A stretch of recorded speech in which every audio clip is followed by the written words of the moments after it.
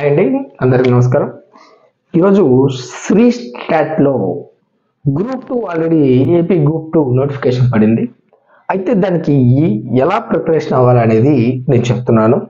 So కొంచెం time పట్టింది మాకు ఈ అనాలిసిస్ చేయడానికి, కొంచెం టైం పట్టింది. కానీ గట్టిగా అనాలిసిస్ ఇవ్వాలని చెప్పి మేము ఫిక్స్ అయిపోయాం. సో అందుకని ఏ టాపిక్ నుంచి ఎన్ని మార్కులు వచ్చాయి అనేది మేము ఇస్తాం. సో ఫస్ట్ మనం బ్రీఫ్గా సిలబస్ చూస్తే గ్రూప్ 2లో ప్రిలిమ్స్, మెయిన్స్, తర్వాత కంప్యూటర్ టెస్ట్ 3 దశలు ఉంటాయి. సో మొదటి దశ ఏంటంటే ప్రిలిమ్స్ అనమాట. ప్రిలిమ్స్ 150 మార్కులకి ఎగ్జామ్ జరుగుతుంది. సో ప్రిలిమ్స్ లో మెయిన్ లో మనకి 5 టాపిక్స్ ఉన్నాయన్నమాట. ఏంటంటే అది భారతదేశ చరిత్ర, భారతదేశ జాగ్రఫీ, భారతీయ సమాజం, current affairs and mental ability. ఈ 5 టాపిక్స్ మనకి 150 మార్కులకి ఎగ్జామ్ అండి. ఒక్కొక్క టాపిక్ 30 మార్కులకి ఎగ్జామ్. సో మెయిన్స్ కి వచ్చే లోపల ఇక్కడ పేపర్ 1, పేపర్ 2 రెండు ఉంటాయి. ఇది కూడా 150 మార్కులకి ఎగ్జామ్. అయితే పేపర్ 1 లో ఏపీ హిస్టరీ అండ్ కల్చర్ వచ్చి 75 మార్కులకు ఉంటుంది. ఇండియన్ అండ్ కాన్స్టిట్యూషన్ వచ్చి 75 మార్కులకు ఉంటుంది. పేపర్ 2 లో Indian and AP economics 75 marks ఉంటుంది. సైన్స్ అండ్ టెక్నాలజీ 75 మార్క్స్ ఉంటుందండి. అంటే ఫిలిమ్స్ వచ్చి 150 మార్కులకు ఉంటుంది. అదే తర్వాత మెయిన్స్ వచ్చి 150 మార్కులు ఉంటుంది. తర్వాత కంప్యూటర్ టెస్ట్ ఉంటుంది. అయితే మేమేమనుకుంటున్నామంటే ఫస్ట్ ప్రిలిమ్స్ గురించి చూస్తాం. సో ప్రిలిమ్స్ లో 150 మార్కులకి ఒక్కొక్క టాపిక్ మీద 30 మార్క్స్ పెట్టారు. అయితే దీనిలో కూడా ఒక్కొక్క దానిలో 3 సబ్ టాపిక్స్ ఉన్నాయన్నమాట. సో ఆ ఒక్కొక్క సబ్ టాపిక్ నుంచి ఎన్ని మార్కులు రావచ్చు, నెక్స్ట్ అలాగే ఏ టాపిక్ ని, అంటే ప్రిలిమ్స్ ఒకటే చెప్తున్నాను, మెయిన్స్ మళ్ళా చూద్దాం.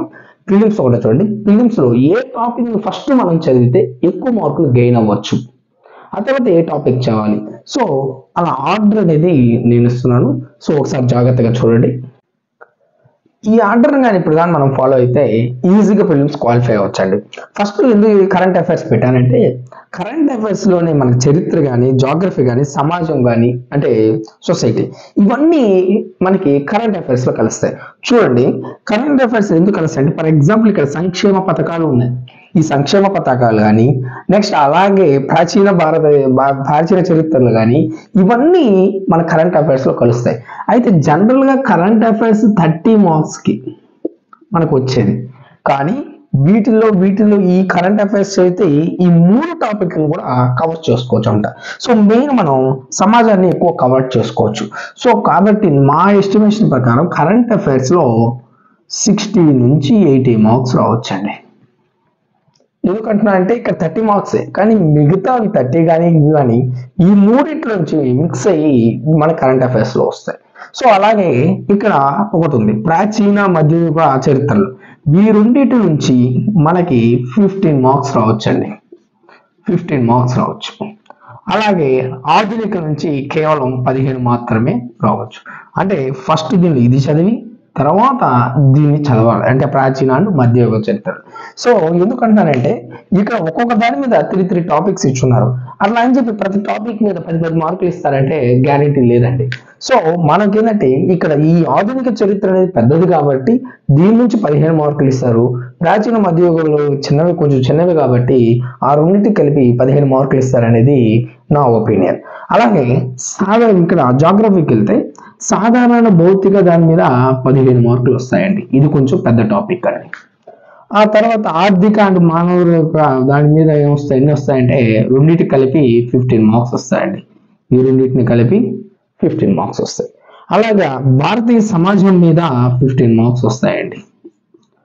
ఇంకా ఈ రెండింటిని కలిపి మనకి మొత్తం 15 మార్క్స్ వస్తాయి.